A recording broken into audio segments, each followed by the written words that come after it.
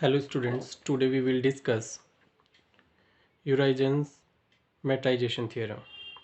What is the statement of this theorem? Every regular space with a countable basis is metrizable. We are aware of the meanings of regular and countable basis.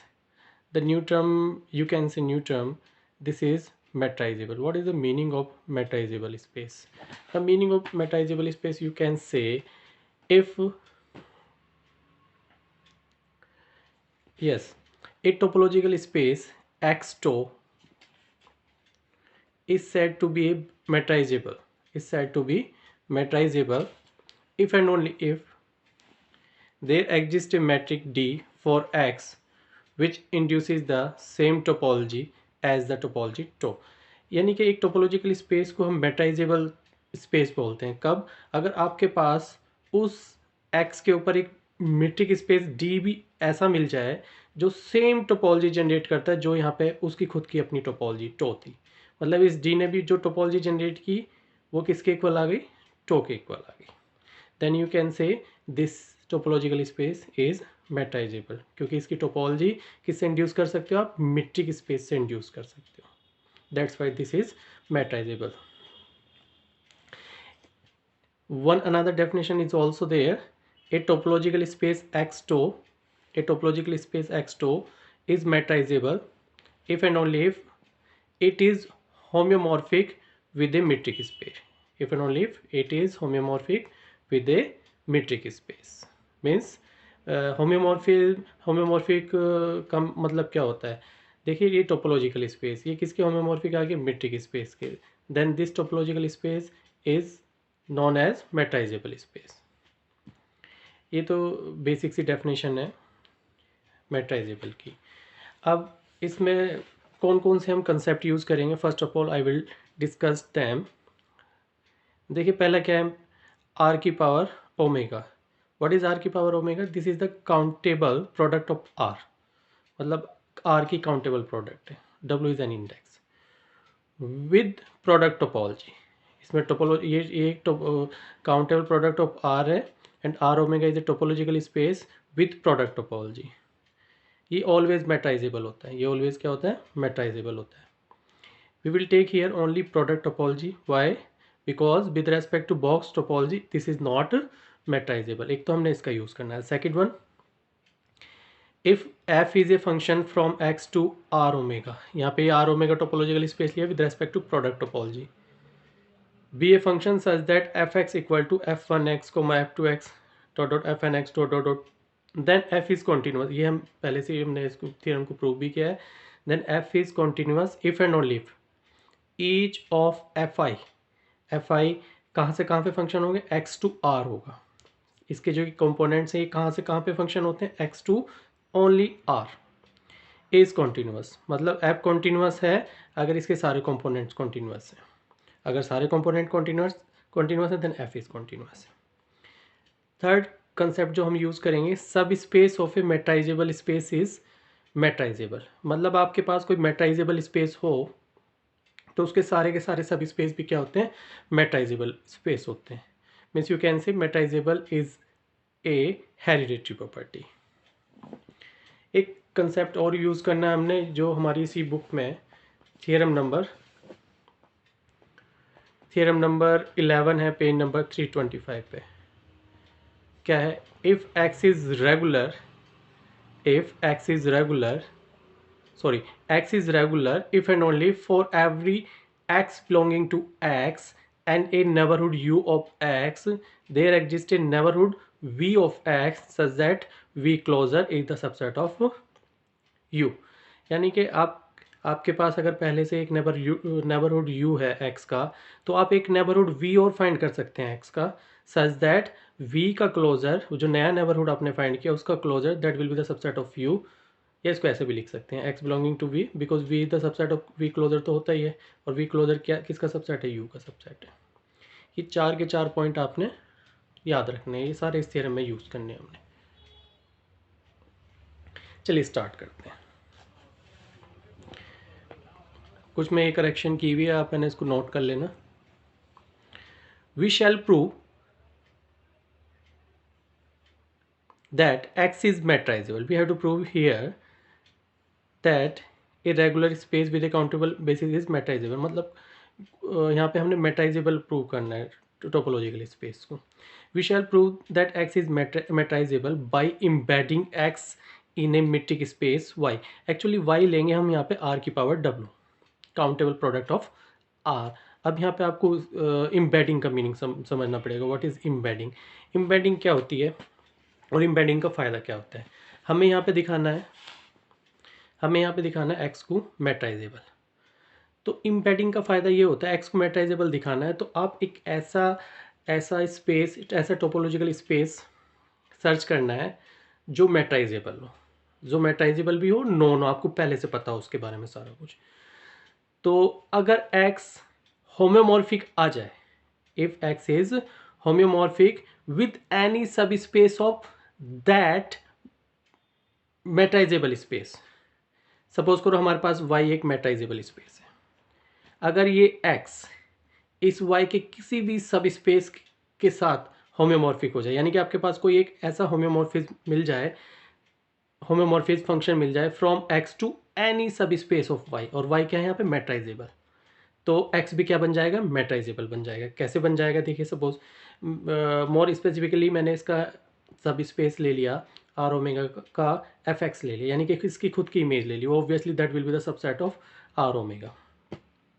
F क्या है? कोई होम्योमॉर्फिज्म है, यानी कि F होम्योमॉर्फिज्म exist कर गया किसके ऊपर? एक्स से एफ एक्स के ऊपर. एफ एक्स क्या है? Any sub space of r की पावर डब्ल्यू, और आर की पावर डब्ल्यू क्या होता है? मेट्राइजेबल होता है. आर की पावर डब्ल्यू मेट्राइजेबल. और हमें एक थ्योरम ये याद रखनी है इसमें, एवरी सब स्पेस ऑफ ए, मैंने आपको बताया भी है, यहाँ देखिए, एवरी सब स्पेस ऑफ मेट्राइजेबल स्पेस इज मेट्राइजेबल. अभी मैंने बताया भी आपको. अब देखिए ये मेट्राइजेबल है तो एफ एक्स भी क्या होगा? मेट्राइजेबल. और एफ एक्स किसके साथ होम्योमॉर्फिक है? एक्स के साथ है. और आप होम्योमॉर्फिक का मीनिंग क्या है? जो टोपोलॉजिकल प्रॉपर्टीज एफ एक्स की होगी वही एक्स की, जो एक्स की होगी वही एफ एक्स की होगी. एफ एक्स मेट्राइजेबल है तो एक्स भी क्या बन जाएगा? आपका मेट्राइजेबल बन जाएगा. Now I think you will be non about embedding. एक बार मैं फिर से इसको बता देता हूँ एम्बेडिंग क्या है. If there exist a homeomorphism from x to any subspace of y, then this process is known as embedding of x in y. अगर आपका x से y के ऊपर, x से y के ऊपर कोई इट मीन इसको आप चेंज कर सकते हैं. If there exist a homeomorphism from x to any subspace of y, then this process is known as embedding of x into y. मतलब x को होम्योमॉर्फिक होना है किसके साथ? y के साथ नहीं, इसके y के साथ भी हो सकता है, y के किसी भी सब स्पेस के साथ. then this process is known as embedding. चलिए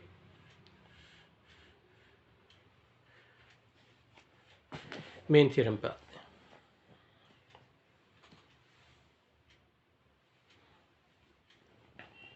चलिए मेन थ्योरम क्या है?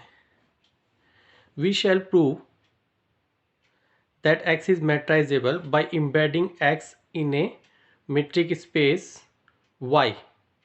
What is y here? R की power w. That is by showing x is x homomorphic with a subspace of y. अभी मैंने आपको डेफिनेशन बताई है इसकी. For this we will construct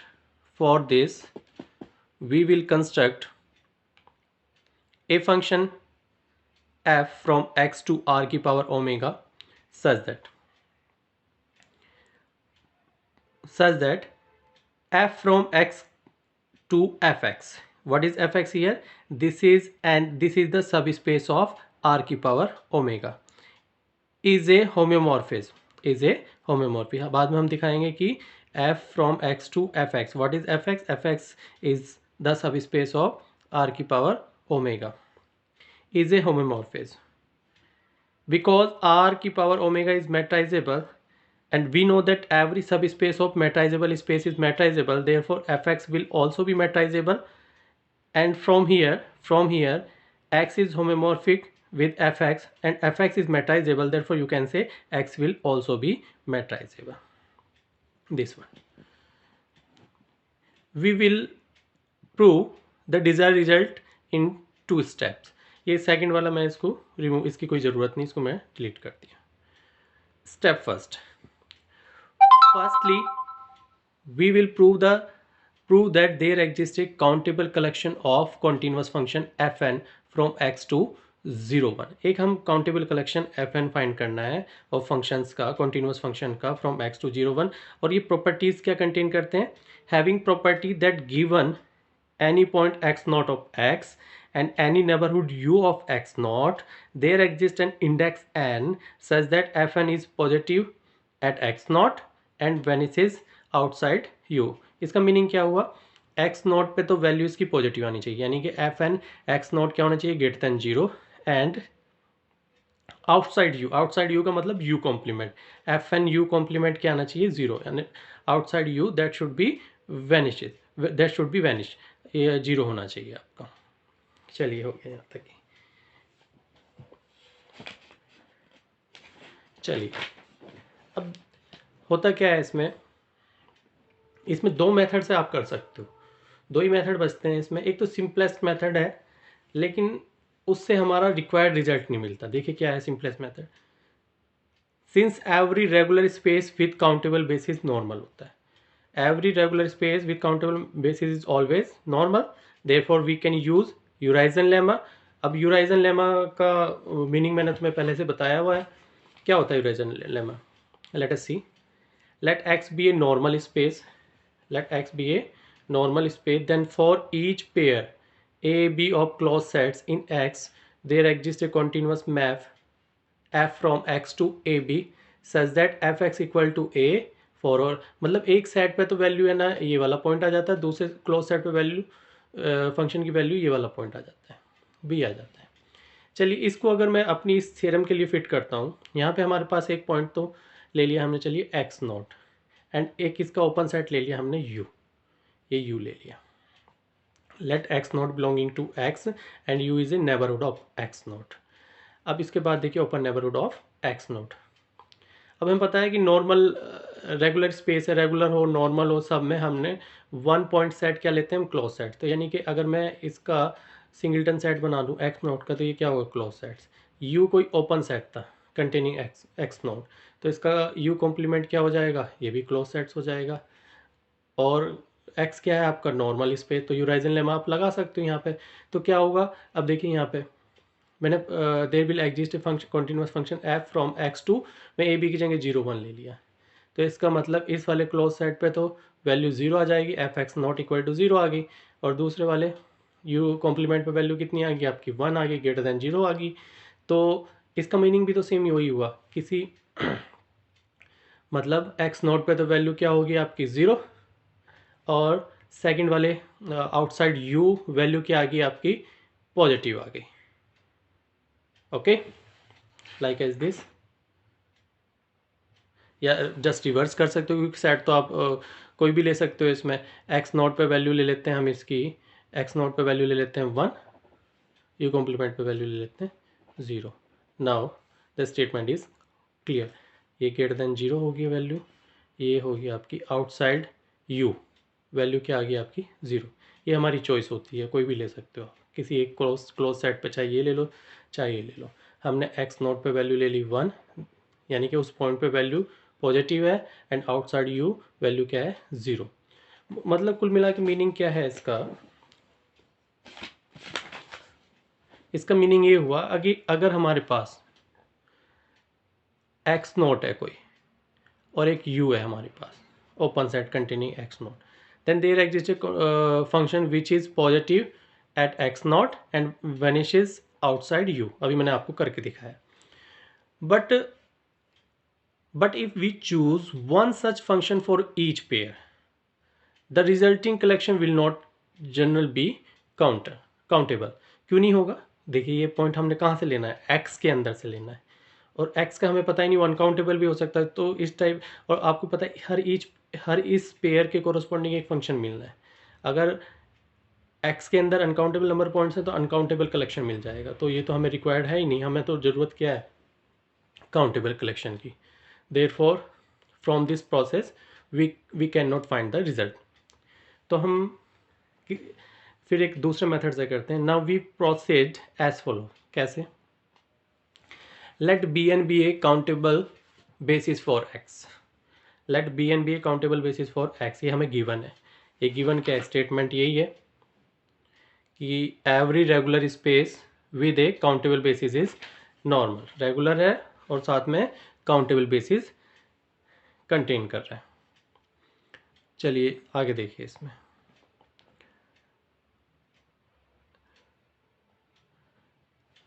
हाँ जी, let B N be a countable basis for X, then for each pair N M of indices for which bn closure is the subset of bn। अब सबसे पहले तो question ये, क्या इस type का कोई एग्जिस्ट करता भी है कि नहीं? चलिए मैं इसको प्रूव करके दिखाऊंगा कि ये ऑलवेज एग्जिस्ट करता है। कैसे, ये अभी आगे देखते हैं। अब चलिए हमारा हमने मान लिया कि ये एग्जिस्ट करता है, यानी कि b n closure is the subset of b m. यहाँ पे बी एन क्लोजर क्या है? क्लोजर लगा हुआ तो क्लोज सेट्स हो गया, तो बी एन क्लोजर, और बी एन क्लोजर इधर सबसेट ऑफ बी एम के अंदर है, यानी कि अगर मैं इसका बी एम कॉम्प्लीमेंट के साथ इंटरसेक्शन लूँगा तो ऑब्वियसली 5 होगा। अब देखिए बी एन क्लोजर तो क्लोज सेट है, और बी एम क्या था यहाँ पे? बेसिस के एलिमेंट तो ओपन होंगे, और उसका कॉम्प्लीमेंट लिया तो वो क्या बन जाएगा? क्लोज सेट्स बन जाएगा। तो यानी कि हमारे पास दो क्लोज सेट्स हो गए, बी एन क्लोजर हो गया एंड बी एम कॉम्प्लीमेंट हो गया, और दोनों डिसजॉइंट भी हैं। तो by Urysohn lemma we can choose a continuous function, इसको क्या मान लिया हमने? जी एन एम मान लिया, from x to 0 1। What is 0 1? Always remember this 0 1 close set is the subset of r, real number का ही सबसेट है, सच दैट एक सेट पे तो वैल्यू क्या मान ली हमने? 1। ये तुम्हारी चॉइस होती है, जो हमें कन्वीनियंस है उसके अकॉर्डिंग आप मान सकते हो।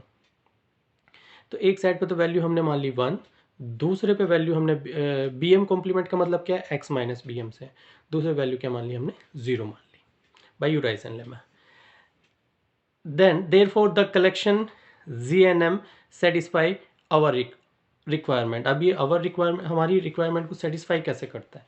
पहले तो ये दिखाना पड़ेगा ये काउंटेबल है, और ये भी पता होना चाहिए कि ये एग्जिस्ट करेगा कि नहीं करेगा। चलिए देखते हैं इसको, आगे देखिए। इन this way for given x not, and इसको समझना है, इस स्टेप को मैं कुछ ना एक्स्ट्रा पॉइंट्स भी लिखाए हुए हैं, वो नोट कर लेना आप। In this way for a given x not and a neighbourhood u of x not, one can choose a basis element b m containing x not that is contained in u. अब देखिए you कोई open set है, तो basis की definition क्या होती है? Basis की डेफिनेशन, ये ओपन सेट की डेफिनेशन क्या होती है? For every x belongs to x, there for every x belongs to u there exists an basis element b such that x belongs to b, b is the subset of u। मतलब हर open set के corresponding एक basis का element मिलता है, ठीक है? तो यहाँ पे बेसिस वाली डेफिनेशन लगा दी, one can choose a basis element, इस हर ओपन सेट के कोरस्पॉन्डिंग आपको एक बेसिस का एलिमेंट मिलेगा containing x naught that is contained in u, यानी कि that is x naught belongs to b, b is the subset of u। अब उसके बाद देखिए, अब एक स्टेटमेंट और है, अभी मैंने आपको बताया था, क्या स्टेटमेंट था? दिस वन, थियरम 11, ये भी याद रखना पड़ेगा। x अगर आपको रेगुलर स्पेस है, then for every x belongs to x and for every neighbourhood u of x there exist in neighbourhood, मतलब एक नेबरहुड के कोरस्पॉन्डिंग एक दूसरा नेबरहुड जरूर मिलता होता है, सच दैट दूसरे नेबरहुड का क्लोजर पहले वाले नेबरहुड का सबसेट बन जाता है। तो यहाँ पे देखिए आप, मतलब आपके पास एक नेबरहुड है तो उसके कोरस्पॉन्डिंग एक दूसरा नेबरहुड भी जरूर मिल जाएगा, और वो दूसरे नेबरहुड का क्लोजर पहले वाले का सबसेट बनता है।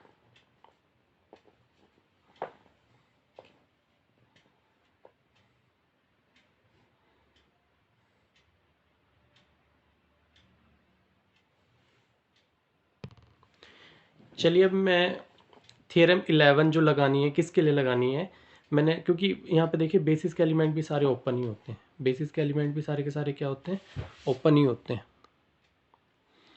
तो हमने यहाँ पे डेफिनेशन लगानी है, थियरम 11 लगानी है इस BM के लिए, ये भी ओपन सेट है कंटेनिंग एक्स नॉट। तो थियरम 11 क्या कहती है कि हर ओपन सेट के कोरस्पॉन्डिंग, ओपन सेट या नेबरहुड दोनों का मीनिंग इस बुक मंकर्स के अकॉर्डिंग सेम ही है।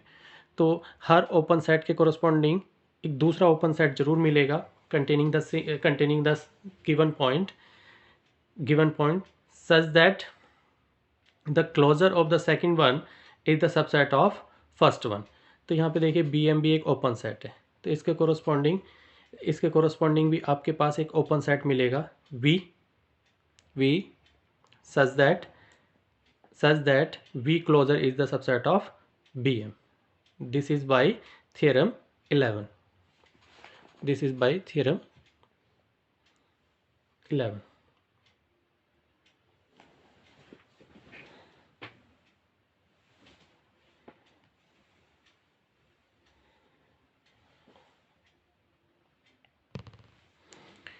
चलिए इस V के लिए हमने, इस BM के लिए हमने थियरम 11 लगा दी। इसका मतलब इसके कोरस्पॉन्डिंग एक ओपन सेट V जरूर मिलेगा such that V closure is the subset of BM।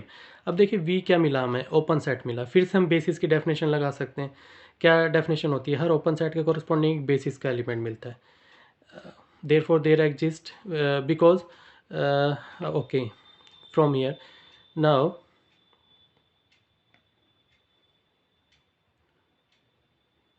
yes there exists n belongs to n such that x naught is the subset of x naught belonging to bn is the subset of V।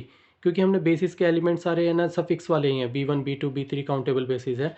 तो मैंने यहाँ पे therefore there exists n belongs to n such that x naught belongs to bn is the subset of V। this imply bn closure is the subset of V closure। देखिए अब अगर मैं इस दोनों साइड का क्लोजर लेता हूँ, BN closure is the subset of V closure आ जाएगा, BN closure is the subset of V closure.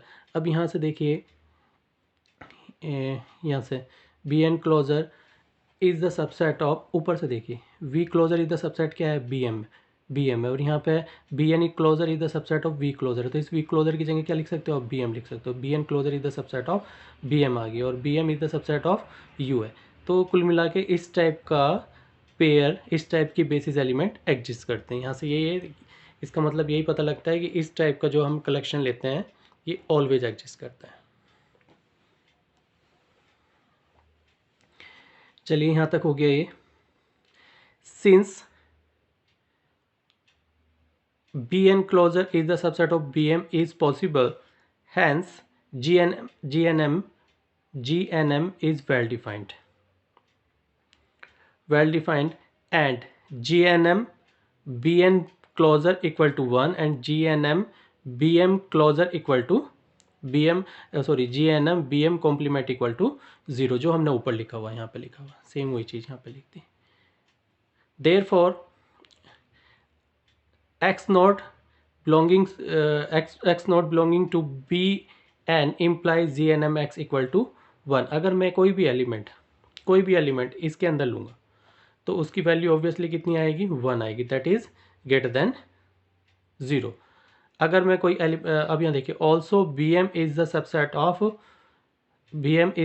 Of U, this imply U complement is the subset of BM complement. U complement देखिए, जब complement लेते हैं तो ये reverse हो जाता है, ये इसका सबसेट, तो बाद में U complement is the subset of BM complement बन जाएगा। अब देखिए, जब U कॉम्प्लीमेंट के सारे एलिमेंट किसके अंदर है, B कॉम्प्लीमेंट के अंदर है, और BM कॉम्प्लीमेंट के लिए GNM की वैल्यू कितनी आती है आपकी, 0 आती है। तो यानी कि U कॉम्प्लीमेंट के अंदर जितने भी एलिमेंट्स होंगे सबकी वैल्यू भी क्या आएगी, 0 आएगी, यानी कि GNM U complement equal to 0। तो अब हमने क्या फाइंड कर लिया, हमने सेम वो सारे जो पॉइंट्स थे x नोट पे क्या आनी चाहिए, पॉजिटिव वैल्यू, तो हमने वो पॉइंट x नोट फाइंड कर लिया जिस पे वैल्यू क्या आती है, पॉजिटिव आती है, और आउटसाइड U क्या आनी चाहिए, वैल्यू 0 आनी चाहिए, वैनिश होना चाहिए, वो भी वैनिश कर लिया। तो इस टाइप का पेयर एग्जिस्ट करता है। तो उसके बाद देखिए क्या करना है, इसके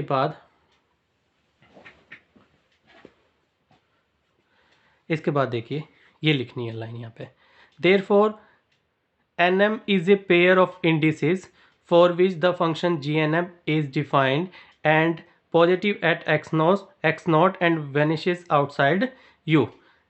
Since collection, ये मैं अभी पहले समझा ही दिया, ये दोबारा आपने लिख के बता देना है इसको theoretical. Since collection gnm is index, देखिए जो n और m सफिक्स हैं ये एन एम सफिक्स इसके हैं नेचुरल नंबर ऑर्डर पेयर है, तो इसका मतलब this is index with subset n cross n, मतलब ये एन एम कहाँ से सेलेक्ट करने हैं, एन क्रॉस एन से सेलेक्ट करने हैं, और एन क्रॉस एन खुद क्या होता है, काउंटेबल, तो ये इस टाइप का जितना भी कलेक्शन आएंगे वो भी क्या होंगे, countable, therefore it is countable. Hence we can say it can be indexed with a positive integer gives us the desired collection. अब हमने क्या काम करना है, आप इसकी जगह ये भी लिख सकते हो, now we rename GNM to FN such that n belonging to n। अब हमने इन सारे GNM को क्या किस में रीनेम कर दिया, FN में, such that n belonging to n। Step second क्या है, इसको फर्स्ट वर्जन को हटा दो। अब हमने क्या फाइंड कर लिया, इस टाइप का सारा कलेक्शन हमारे पास है, ये किसी पॉइंट पे तो वैल्यू पॉजिटिव है और आउटसाइड यू वैल्यू क्या है, जीरो, मतलब ये किस टाइप के फंक्शन है, कॉन्टिन्यूस फंक्शन है, ये इस टाइप के कॉन्टिन्यूस फंक्शन है कि एक पॉइंट x0 पे तो इनकी वैल्यू पॉजिटिव है और u कॉम्प्लीमेंट पे वैल्यू यू कॉम्प्लीमेंट पे वैल्यू इनकी जीरो है, आउटसाइड u क्या है, वैल्यू जीरो है। Take y equal to r की पावर w, में पहले ही बताया था y को हमने क्या लेना है, r की पावर w लेनी है। In the product topology and define a map, ये मैप डिफाइन कर दी हमने fx, this one. We are to show that f is embedding, f को हमें इम्बेडिंग दिखाना है, तो f को इम्बेडिंग दिखाने का मतलब क्या है, हमें दिखाना है x इज होम्योमॉर्फिक विद सब स्पेस ऑफ y के किसी सब स्पेस के साथ ये होम्योमॉर्फिक है। अब होम्योमॉर्फिक दिखाने के दो method, well known two methods तो हैं ही आपके, कौन कौन से, एक तो फंक्शन को क्या होना चाहिए, बाइजेक्टिव होना चाहिए फंक्शन, यानी कि f कॉन्टीन्यूस होना चाहिए, f इनवर्स कॉन्टीन्यूस होना चाहिए। एक दूसरा क्या है, एक दूसरा ये है कि फंक्शन बाइजेक्टिव हो जाए, f कॉन्टीन्यूस हो जाए एंड f ओपन हो जाए, f इनवर्स दिखाने की ज़रूरत नहीं होती, तब भी ये क्या बन जाता है, होम्योमॉर्फिक बन जाता है। तो हम ये सेकंड वाली डेफिनेशन यूज़ करेंगे यहाँ पे, क्या है, अब देखिए इसके बाद क्या है, since r omega has product topology and each function each component of f, यानी कि f n is continuous, therefore f is continuous. Obviously मैंने बताया ही था आपको, ये सारे के सारे जो हमारे कंपोनेंट्स आए, हमने ऊपर वाले स्टेप फर्स्ट में क्या बताया, सारे कॉन्टीन्यूस हैं, ये सारे कंपोनेंट्स कॉन्टीन्यूस हैं, तो f भी क्या होगा, कॉन्टीन्यूस होगा। चलिए फर्स्ट तो प्रूव हो गया कि सारे f क्या हो गया, कॉन्टीन्यूस हो गया। आपको दिखाना है बाइजेक्टिव। अब बाइजेक्टिव कैसे दिखाओगे आप, बाइजेक्टिव के लिए क्या क्या होता है, 1 1 एंड 1 2 होता है, पहले 1 1 दिखाते हैं। 1 1 के लिए देखिए, 1 1 की डेफिनेशन क्या होती है, फॉर x, या तो दो डेफिनेशन होती है, f x equal to F y लेके चलो, एक्स इक्वल टू वाई दिखा दो, या x is not equal to y implies f x is not equal to F y, then f is 1 1 हो जाएगा। तो यहाँ पे हमने क्या लेके चलते हैं, दो डिफरेंट एलिमेंट लेके चलते हैं, let x is not equal to y. अब देखिए एक्स और वाई दो डिफरेंट एलिमेंट हैं, दिस इम्प्लाई, अब देखिए एक्स और वाई दो डिफरेंट एलिमेंट है, this imply x belonging to y complement, obviously x और वाई दोनों डिफरेंट हैं, तो एक्स ऑब्वियसली किसके अंदर होगा, वाई के कॉम्प्लीमेंट के अंदर होगा, ये सिंगल सेट का कॉम्प्लीमेंट ले लिया, इसको हमने यू मान लिया, इसको क्या मान लिया हमने, यू मान लिया। और वाई कॉम्प्लीमेंट का मीनिंग क्या है, x minus y. Since x is regular, therefore sir, अब रेगुलर का मतलब रेगुलर पढ़ रहे हो या नॉर्मल पढ़ रहे हो, सब में क्या होता है, सिंगलटन सेट क्या होते हैं, क्लोज सेट्स होते हैं, तो ये सिंगलटन सेट क्या है आपका, क्लोज्ड है। ऑब्वियसली सिंगलटन सेट क्या होगा आपका, क्लोज्ड होगा, ये क्लोज्ड है तो इसका कॉम्प्लीमेंट क्या होगा, ओपन होगा। We know that there is an index. अब हमने ये सारे के सारे फंक्शन जो पढ़ के आए हैं हम, ये सारे f1 f2 fnx, ये जो हमारा सीक्वेंस होता है क्या बताता है, किसी एक पॉइंट पे तो इसकी वैल्यू क्या होती है, पॉजिटिव, और u आउटसाइड u की वैल्यू कितनी होती है, 0 होती है। अब यहाँ पे देखिए, यहाँ पे f की कंडीशन लगाते हैं।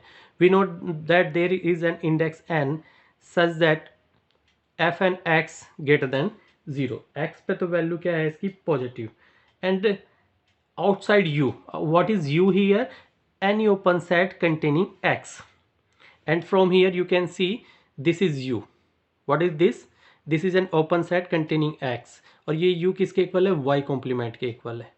तो यानी कि एफ एन यू कॉम्प्लीमेंट क्या आना चाहिए आपका, 0, और u कॉम्प्लीमेंट u किसके इक्वल है, y कॉम्प्लीमेंट के इक्वल है। u कॉम्प्लीमेंट निकालो, यानी कि y कॉम्प्लीमेंट का कॉम्प्लीमेंट, दो बार कॉम्प्लीमेंट आने का मतलब दोनों कैंसिल हो जाते हैं, सिंपल y बच गया आपका। यानी कि u कॉम्प्लीमेंट ये क्या है आपका, y है, ये देखिए ये y, तो एफ वाई क्या मिल गया आपका, 0 मिल गया। एफ एन वाई क्या मिल गया आपका, यहाँ से 0 मिल गया। तो F N x greater than 0 है, एफ एन वाई क्या है, 0 है। तो इसका मतलब क्या हुआ, दोनों अलग अलग हैं, एक की वैल्यू पॉजिटिव, एक 0 है, तो F N X is not equal to F N Y, और F N X is not equal to F N Y. तो इसका मतलब क्या होगा, F x is not equal to F Y, हो ही नहीं सकते। क्यों नहीं हो सकते, एफ एक्स क्या है, ये कंपोनेंट्स हैं। इन दो फंक्शन, एक आपने ले लिया, ये एफ एक्स लिया, एक वाई ले लिया सपोज, तो यहाँ पे क्या हो जाएगा, एफ वन वाई आ जाएंगे, एफ टू वाई, एक्स की जगह वाई आ जाएगा। अगर इनमें से एक भी, इन दोनों में से f x and f y में से अगर एक भी कंपोनेंट बराबर नहीं है ना, तो ये एफ एक्स एफ वाई के बराबर नहीं हो सकता। और हमें यहाँ से क्या पता लग रहा है, nth कंपोनेंट इक्वल नहीं है दोनों के, तो इसका मतलब है खुद भी इक्वल नहीं हो सकते। F x is not equal to F y, तो एफ इज 1 1 1 1 हो गया। अब ऑन टू दिखाते हैं। ऑन टू दिखाने का सबसे बेस्ट मेथड क्या होता है, ऑन टू दिखाने का, अगर हमें दिखाना है ये x है और ये y लिया है, f को ऑन टू दिखाना है, तो y अगर हम इक्वल टू एफ एक्स ले लें, image of x, image of f ले लें, इमेज ऑफ x ले लें under f y, then this will automatically onto. तो हमने यहाँ पर क्या किया, now we will prove that f is homeomorphism x of x onto the image set। Image set मतलब fx, उसको z मान लिया। ऑब्वियसली ये किसका सब स्पेस होगा, r की पावर w का होगा, सब स्पेस ऑफ r की power w। Since f defines a continuous bijection of x with z, अभी हमने बताया ये कॉन्टिन्यूस है सारा का सारा। देयरफॉर टू प्रूव होम्योमॉर्फिक रिलेशन, अब हमारे पास क्या क्या बचा, देखिए हमने कॉन्टिन्यूस दिखा दिया, 1 1 दिखा दिया, है ना, ऑन टू भी हो गया क्योंकि एफ एक्स ले लिया हमने, इमेज सेट के इक्वल ले लिया कोडोमेन। तो अब बचा क्या, केवल ओपन दिखाना। Now it is sufficient to show that for each open set u in x the set f u is open in z। Open set, open map की डेफिनेशन क्या होती है, ओपन मैप की डेफिनेशन ये होती है कि अगर ये f कोई मैप है, f कोई ये मैप है, f कोई मैप है, this is said to be open map if the image of every open set is open set। अगर कोई भी आप ओपन सेट लो x के अंदर, इसकी इमेज निकाल के देखो, वो भी ओपन सेट y के अंदर आ जाए, then you can say f is an open map। चलिए हमने ले लिया u कोई ओपन सेट ले लिया x के अंदर। अब ओपन सेट की एक डेफिनेशन और होती है, क्या क्या होती है वो मैं आपको बताता हूँ। देखिए ये कहाँ पे यूज़ करनी है, यस, चलिए u कोई ओपन सेट था, u कोई ओपन सेट है और जी x नॉट इसमें बिलोंग कर रहा है, सॉरी ओपन सेट नहीं, इसको प्रूव करना है कि दिस इज ओपन सेट, इसको ओपन सेट प्रूव करना है आपने। If you can find N open set w containing x node such that x node belonging to w and w is the subset of u, then u is said to be open set। अगर आप इस set के corresponding एक open set इस type का find कर लो satisfying this condition, then you can say u is an open set. तो हमने यहाँ पे दिखाना किसको है, हमने दिखाना है एफ यू को दिखाना है। एफ यू को ओपन सेट दिखाना है, तो हमने क्या काम कर लेना, एक पॉइंट ले लेना जेड बिलोंगिंग्स टू एफ डब्ल्यू, z belonging to F u, और इसको ओपन सेट दिखाने के लिए हम डब्ल्यू फाइंड करेंगे ओपन सेट जेड के अंदर, such that Z not belonging to W and W is the subset of FU. If you can find such W, then you can say such open set W, then you can say FU is an open set. चलिए prove करते हैं इसको.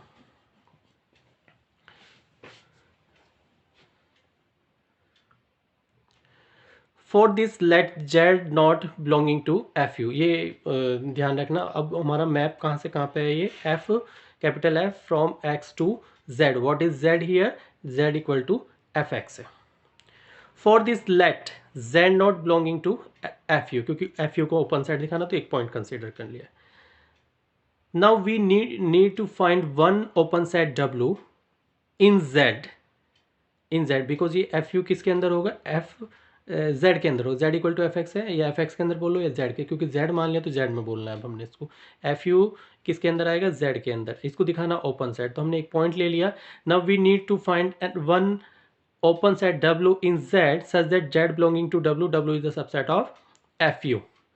Since Z not belonging to FU, अब देखिए यहाँ पे देखिए, अब स्टार्ट करते हैं. सिंस Z नॉट, अब हमें ये प्रूव करना है जो मैंने लाइन लिखी है, since Z not belongs to FU, this imply there exist, FU means image of U. अब FU के अंदर किस टाइप के एलिमेंट्स होंगे, इमेजेस टाइप के एलिमेंट्स होंगे. Therefore there exist X not belongs to U such that fx not equal to Z not. भाई Z not क्या होंगे, f ऑफ समथिंग ही होगा, तो हमने क्या मान लिया, X नॉट U के अंदर एग्जिस्ट करता है such that fx not equal to Z not. चलिए आगे देखिए, fx not equal to Z not मान लिया हमने. Let n be the index set. Let n be the index set such that f and x not greater than 0. अब देखिए हमारे पास क्या है, एक पॉइंट है, एक ओपन सेट है.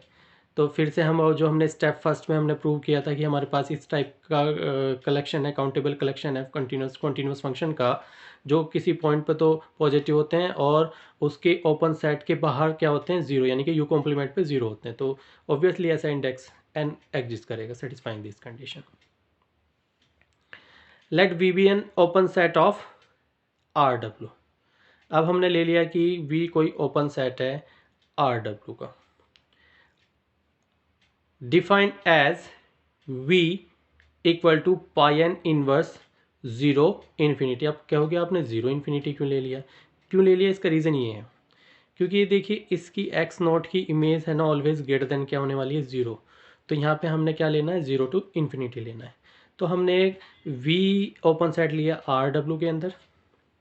क्यों लिया ये भी पता समझ लग जाएगा अभी आपको. Define as v equal to pi N inverse zero infinity, where 0 infinity is an open ray of R and pi n तो आपको पता ही है, pi n क्या होगा, प्रोजेक्शन मैपिंग है फ्रॉम R की power W to R and projection you can say. Let W equal to V intersection Z. हमने W को क्या मान लिया, V इंटरसेक्शन Z. अब देखिए इसका एनालिसिस करते हैं. What is W. Since V is open इन, ये जो V हमने लिया ओपन है किसके अंदर, R की पावर W के अंदर ओपन है. एंड Z इज सब space of RW. Z is सब स्पेस ऑफ RW. ये जो हमने Z लिया, Z मैंने यहाँ पे भी बताया था आपको, ऊपर देखिए यहाँ पे भी लिखा था Z इक्वल टू fx. ये क्या है, इमेज सेट किसका सबसेट होगा, कोडोमेन क्या है हमारा, R की पावर W, यानी कि Z is the subset of R की पावर W. तो यहाँ पे यही Z क्या है, यहाँ पे Z इज ए सब स्पेस ऑफ R की power W. Therefore W is open in Z. वही सब स्पेस टोपोलॉजी वाली डेफिनेशन. सब स्पेस टोपोलॉजी वाली डेफिनेशन क्या होती है, U इंटरसेक्शन Y. सपोज करो W आ जाता है, U ओपन है X में, X क्या है यहाँ पे R की पावर W, और Y क्या है, Y है आपका, Y है यहाँ पे Z, f of x is the subset of R की पावर W. तो ये जो भी कुछ आया ये किसके सपोज माना हुआ हमने, W के सपोज माना हुआ. तो ये किस में ओपन हो जाएगा, ये ओपन हो जाएगा y के अंदर। y क्या है हमारे इक्वेशन में, हमारी थियरम में z। तो therefore w is open in z. Now we have to show that z not belongs to w। हमें क्या दिखाना है कि जो z नॉट है ये w के अंदर बिलोंग करता है। What is z naught here, z naught अभी हमने ऊपर सपोज किया, what is z naught, this one, fx not equal to z naught. ये प्रूव करना है। ये कैसे, अब देखिए आगे, pi N Z naught, pi, अब जेड नॉट किसके इक्वल है, ऊपर से देखिए जेड नॉट इक्वल है एफ एक्स नॉट की, तो जेड नॉट इक्वल टू यहाँ पे एफ एक्स नॉट रख दिया। कंपोजिशन मैपिंग, इसको अगर मैं बाहर निकालता हूँ एफ को यहाँ से, तो पाई एन ओ एफ बन जाएगा और ये बन गया आपका एक्स नॉट। और पाई एन ओ एफ क्या होता है, ये हमने पहले से पढ़ा हुआ है, हमें पता है कि प्रोजेक्शन मैपिंग को जब हम कंप्लीट एफ के साथ मल्टीप्लाई कर देते हैं, मतलब एफ के साथ कंपोजिशन लेते हैं, तो nth कंपोनेंट आ जाता है। अगर पाई 2 लेना है तो सेकंड कंपोनेंट, पाई 3 ले लेना है यहाँ पे तो थर्ड कंपोनेंट। तो ये क्या आ जाएगा, एफ एन आ जाएगा। एन कंपोनेंट क्या है यहाँ पे देखिए, इसका एन कंपोनेंट क्या है, एफ एन ही होगा, तो एन कंपोनेंट आ जाएगा एफ एन एक्स नोट। और एफ एन एक्स नॉट की वैल्यू हमें ऊपर से क्या पता है, ग्रेटर देन जीरो है। अभी ग्रेटर देन जीरो है तो किस में बिलोंग करेगा, ये जीरो टू इन्फिनिटी में बिलोंग करेगा, क्योंकि जीरो से कम तो जा नहीं सकता। This belongs to zero to infinity. तो इसका मतलब हमें क्या पता लगा, pi N Z naught belongs to zero infinity. Okay, अब pi N Z naught belongs to zero infinity, तो जेड नॉट किस में बिलोंग करेगा, पाई एन इनवर्स इधर लेके चले जाओ जीरो इन्फिनिटी। और पाई एन इनवर्स जीरो इन्फिनिटी को हमने क्या माना हुआ, ऊपर देखिए हमने क्या माना हुआ, इसको v माना हुआ, ये देखिए v आ गया। तो z नॉट बिलोंग्स टू किस में आ गया, v। अब ये मैं थोड़ा सा यहाँ पे समझाने के लिए बनाया हुआ है आपका f, क्या मैप था आपका x टू z, और z किसका सब स्पेस है, r की पावर ओमेगा का, और z इक्वल टू यहाँ पे हमने fx लिया हुआ। ओके, एफ एन क्या है मैप है, जो जितने भी कंपोनेंट्स हैं कहाँ से कहाँ पे x टू r हैं। और पाई एन क्या है, कंपोजिशन सॉरी प्रोजेक्शन मैप है from r omega to r है। और जो f n n component equal to क्या होता है, पाई एन ओ एफ। इसकी फिगर ऐसे बना सकते हो, एफ मैप है एक्स टू आर ओमेगा, और जी पाई एन मैप है r omega to r, then f n map हो जाएगी आपकी एक्स टू आर, ये वाला मैप, डायरेक्शन ये हो जाएगी इसकी, ये ऐसे, ये ऐसे, तो ये ऐसे आ जाती है। आप ये याद रखना है। आगे देखिए,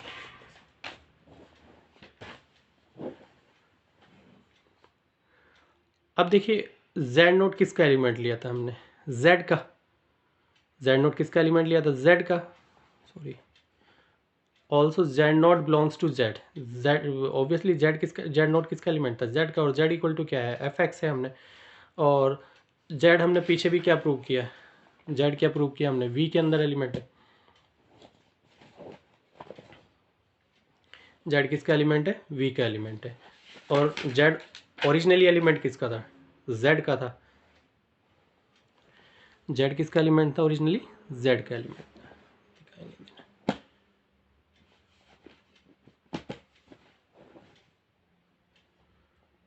और z किसके इक्वल है, एफ एक्स के इक्वल है।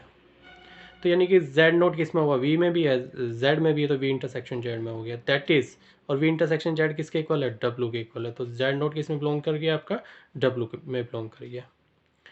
Now let z1 belongs to w, now let z1 belongs to w।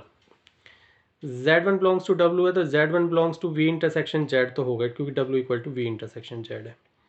अब z1 बिलोंग्स टू v है, इंटरसेक्शन में बिलोंग कर रहा है तो दोनों में बिलोंग करेगा, ठीक है।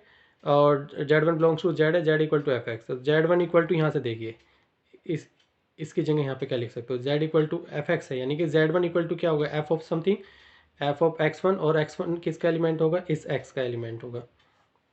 एंड यहाँ से देखिए z1 belongs to v, z1 belongs to v, v equal to क्या था हमारा, pi N inverse zero infinity.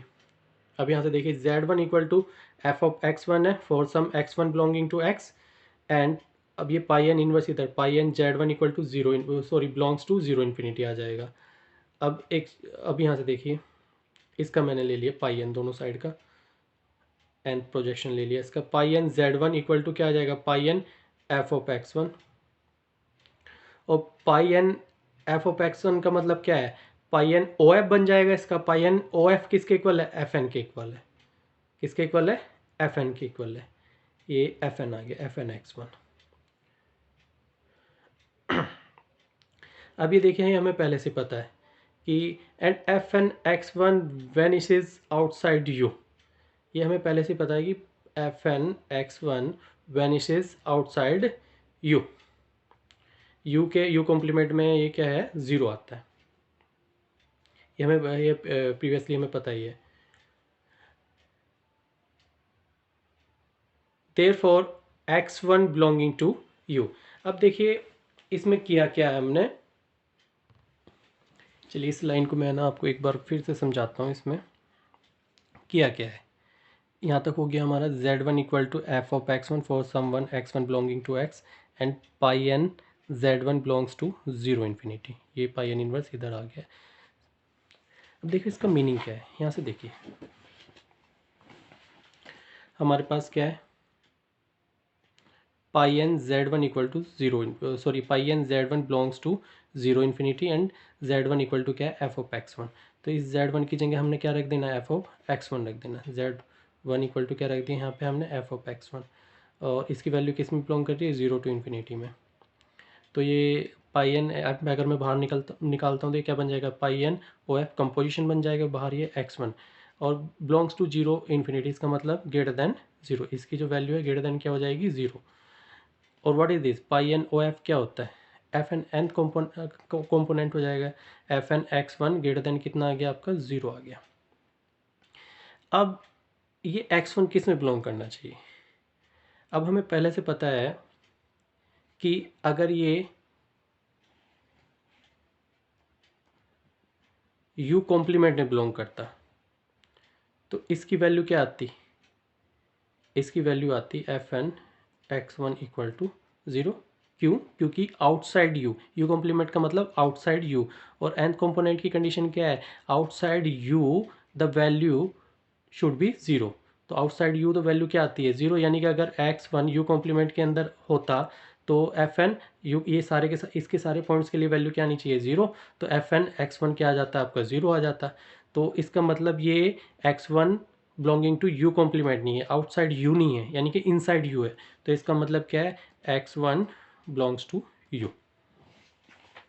तो यहाँ से क्या हो गया, ये x1 बिलोंग्स टू आपका हो गया you, x1 belongs to you, दोनों तरफ का f ले लिया, F x1 belongs to F U, F x1 belongs to F U आ गया आपका। एफ x1 क्या है आपका, z1 है, एफ x1 क्या है आपका, z1 है।